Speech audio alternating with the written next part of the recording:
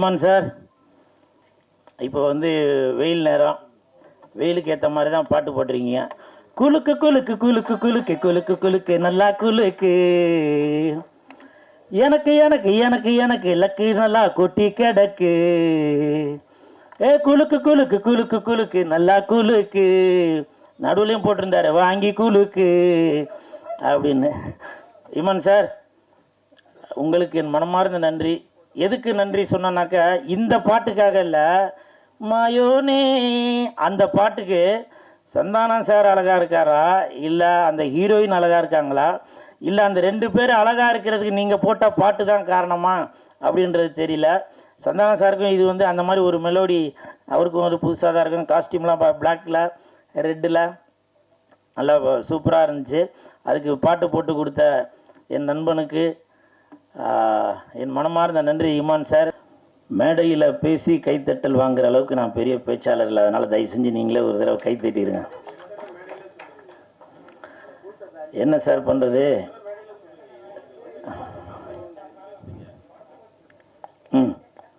சொல்லுங்கள் சார். இல்லை, இதுதான் சார் என்னோட ட்ரெண்டு இல்லைங்களா, இதுதான் என்னோட ட்ரெண்டு. இதை இப்போது தங்கச்சி நான் வரதுக்கு முன்னாடி சொன்னாங்கல்ல, வெந்து தெரிந்தது காடு சொல்ல போகிறீங்களா அப்படின்னு. ஸோ இதுதான் என்னோடய ட்ரேட்மார்க்கு. இப்போ நீங்கள் கேட்குறீங்க, வாஸ்தவம் தான். நான் சொல்கிறதுக்கு எனக்கு தகுதியில் இருந்தாலும் சொல்கிறேன். பாரதி ராஜா சார் பேசும்போது என் இனிய தமிழ் மக்களே அப்படின்னு சொல்கிறாங்க. நான் அவ்வளோ பெரிய ஆளாக சொல்லுங்கள், நீங்கள் என்ன கேள்வி கேட்டீங்க, நான் என்ன சொல்கிறது? இருந்தாலும் பரவாயில்ல, தட்டு. Thank you thank you. இந்த படம் நான் நடித்ததில் ரொம்ப சந்தோஷப்படுறேன்.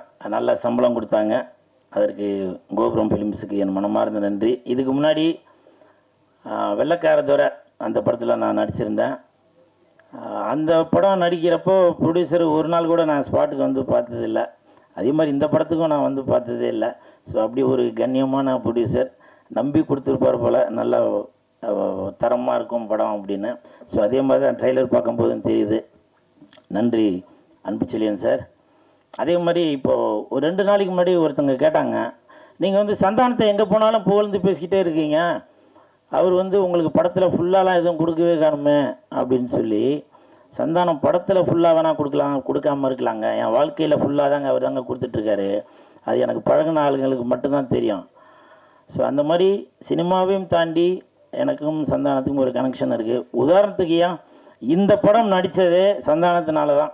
சந்தானத்தோட மேனேஜர் இப்போ ப்ரொடியூசர் ரமேஷ் அவர்கள், அவர் தான் இந்த படத்துக்கு ரெக்கமெண்டேஷன் பண்ணி டைரக்டர்கிட்ட சொல்லி, இல்லை கூலுக்கு வந்து படம் ஃபுல்லாக வர மாதிரி எதனா ஒரு கேரக்டர் தரணும் அப்படின்னு சொல்லி, அப்புறம் சம்பளமும் முன்ன பின் இருந்ததால் மேனேஜர் செந்தில் சார்கிட்ட பேசி அப்படி இப்படின்னு ஒரு வழியாக கரெக்ட் பண்ணி எனக்கு இந்த படத்தில் நடிக்க வச்சார். இப்போ சொல்லுங்கள், சந்தானத்தினால தானே இந்த படம் கிடச்சிது.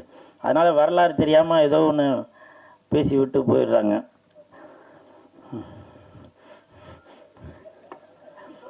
பரவாயில்ல.